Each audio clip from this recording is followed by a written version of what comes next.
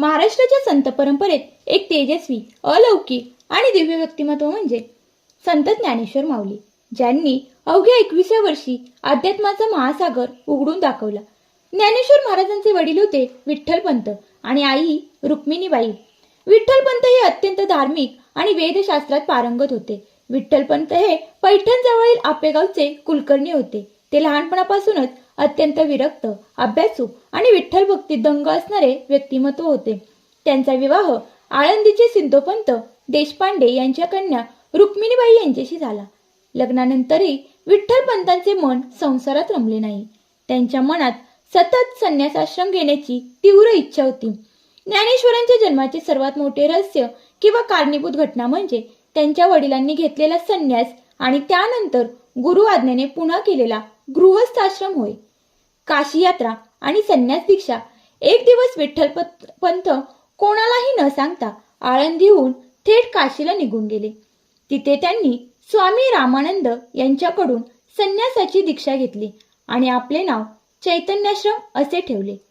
इकडे आळंदीत रुक्मिणीबाई पतीच्या विरहाने व्याकुळ होत्या, पण त्यांनी आपली विठ्ठलभक्ती सोडली नाही. योगायोगाने स्वामी रामानंद हे रामेश्वर यात्रेला जात असताना वाटेत आळंदीत थांबले. रुक्मिणीबाईंनी स्वामींना वंदन केले. स्वामींनी त्यांना पुत्रवती भव असा आशीर्वाद दिला. आशीर्वाद ऐकून रुक्मिणीबाईंना हसू आले आणि डोळ्यात पाणी आले. स्वामींनी याचे कारण विचारले असता त्यांच्यासोबत असलेल्या लोकांनी सांगितले की यांचे पती काशीला जाऊन संन्यासी झाले आहेत. स्वामी रामानंदांना तत्काळ कळून चुकले की काशीत आलेला संन्यासी हाच या साध्वीचा पती आहे. पत्नीच्या संमतीशिवाय आणि गृहस्थाश्रमाची कर्तव्ये पूर्ण न करता दिलेली संन्यास दीक्षा ही धर्मशास्त्राविरुद्ध आहे हे स्वामींनी ओळखले. स्वामींनी तत्काळ काशीला परतून विठ्ठलपंतांना आज्ञा केली, तू पुन्हा आळंदीला जा आणि गृहस्थाश्रम स्वीकार. तुझ्या पोटी अलौकिक ईश्वरीय अंशाचा जन्म होणार आहे. गुरूंच्या आज्ञेचे पालन करून विठ्ठलपंत आळंदीला परतले आणि त्यांनी पुन्हा संसारात प्रवेश केला. त्यानंतर त्यांना 4 अपत्ये झाली, जी वारकरी संप्रदायात 4 वेद किंवा ईश्वराचे अवतार मानले जातात. त्यांचा जन्म आपट्याच्या झाडाखाली झाला असे मानले जाते. ज्ञानेश्वरांचा जन्म कधी झाला? माऊलींचा जन्म शक्य 1997च्या श्रावण वद्य अष्टमीला मध्यरात्री झाला, ज्या दिवशी भगवान श्रीकृष्णाचा जन्म झाला. त्या स्थितीला विष्णूंचा अंश म्हणून ज्ञानेश्वरांचा जन्म झाला. हे या जन्मामागील मोठे आध्यात्मिक रहस्य आहे.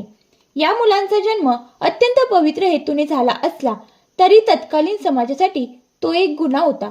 समाज कल्पनेपेक्षा जास्त कठोर होता.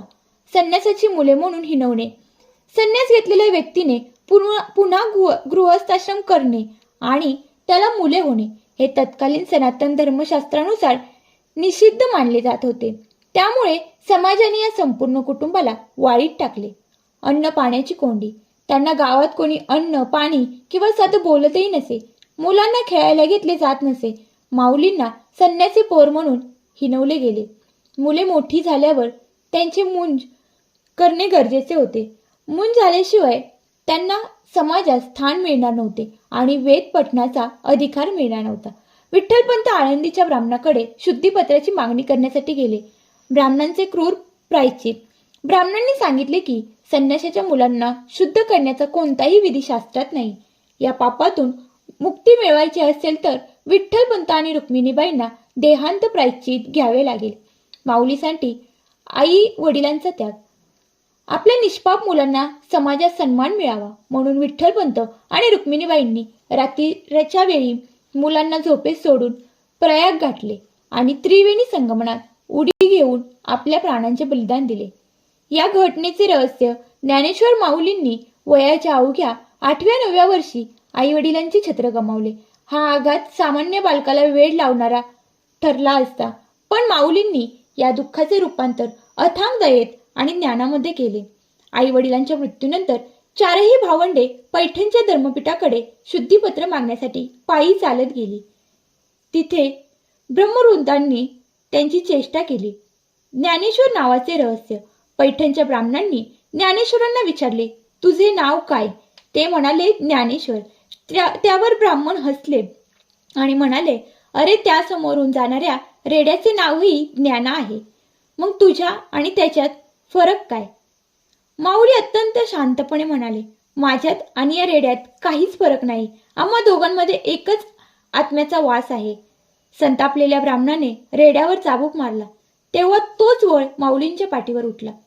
त्यानंतर माऊलींनी रेड्याच्या डोक्यावर हात ठेवला आणि त्या मुक्या प्राण्याच्या मुखातून ऋग्वेदातील मंत्र स्पष्टपणे बाहेर पडू लागले.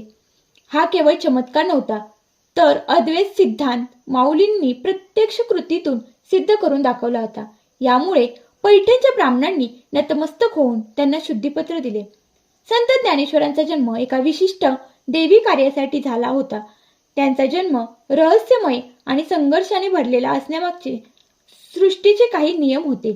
ज्ञानाचा प्राकृत तोपर्यंत भगवद्गीता आणि इतर धर्मग्रंथ केवळ संस्कृत भाषेत होते, जे सर्वसामान्य जनतेला समजत नव्हते. माऊलींनी वयाच्या अवघ्या 16व्या वर्षी भावार्थ दीपिका लिहून ज्ञान सामान्यांच्या दारापर्यंत आणले. वारकरी संप्रदायाची स्थापना.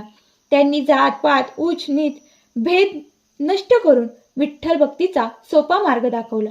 स्वतःच्या जन्मापासून समाजाने एवढा छळ केला असूनही माऊलींनी जगाचा निरोप घेताना देवाकडे स्वतःसाठी काही न मागता संपूर्ण विश्वाच्या कल्याणासाठी पसायदान मागितले.